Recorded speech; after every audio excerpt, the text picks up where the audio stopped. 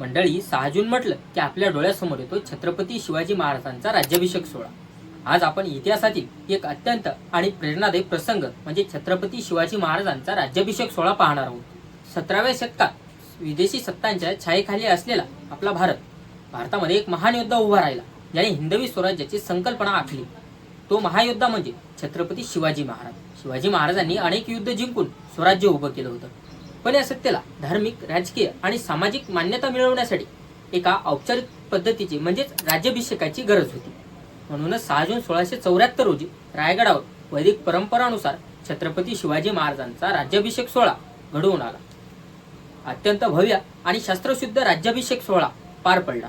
हा केवळ एका राजाचा राज्याभिषेक सोहळा नव्हता, तर तो हिंदवी स्वराज्याच्या पुनर्स्थानाचा आणि स्वाभिमानाचा विजयाचा एक दिवस होता. आता पाहूया हा सोहळा नेमका कसा पार पडला होता आणि त्यामागचे ऐतिहासिक महत्त्व काय होतं आणि आजही ते आपल्याला काय प्रेरणा देतात. चला पाहूया. नमस्कार, मी अभिषेक आणि स्वागत करतो तुमचं विषय दुनियादारीवरती. छत्रपती शिवाजी महाराजांचा राज्याभिषेक सोहळा हा मराठी इतिहासातील एक अत्यंत महत्त्वाचा आणि गौरवशाली क्षण होता.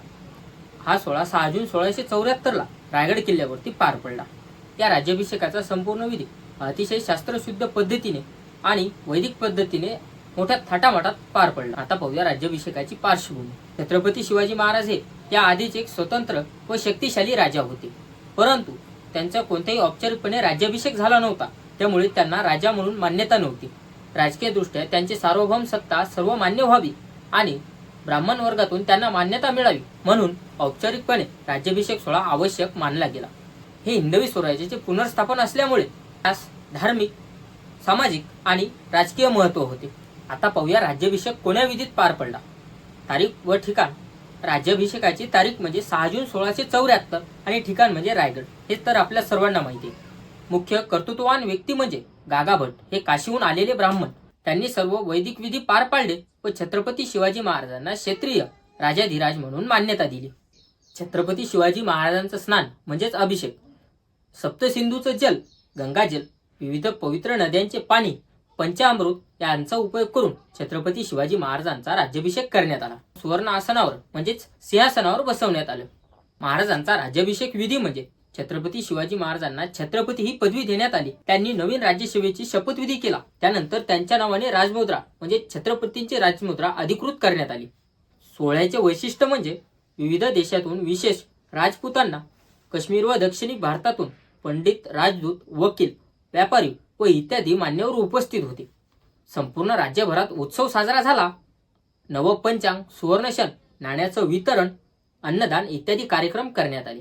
महाराजांनी सामान्य जनतेसाठी मोठ्या प्रमाणात दानधर्म केला होता. छत्रपती शिवाजी महाराजांनी राज्याभिषेक सोहळा केला.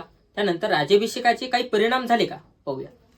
मराठा समाजाचे औपचारिक अस्तित्व सुरू झाले. शिवाजी महाराज यांची राजा ते छत्रपती अशी औपचारिक ओळख निर्माण झाली. संपूर्ण हिंदू समाजासाठी हा एक अभिमानाचा क्षण होता. विरोधी सत्तेच्या विरोधात स्वतंत्र हिंदू धर्माची सत्ता निर्माण झाली होती असं म्हणतात. काही इतिहासात असं आढळून आलं, हाच राज्याभिषेक काही कारणास्तव 4 महिन्यांनी म्हणजेच ऑक्टोबर 1674 मध्ये पुन्हा एकदा निशांक राज्याभिषेक म्हणून झाला होता. कारण त्यांच्या पत्नी म्हणजे छत्रपती शिवाजी महाराजांच्या पत्नी सईबाई यांचं निधन काही अपशकुन मानले गेले होते. यामागचं काय सत्य अजूनही पुढे आले नाही.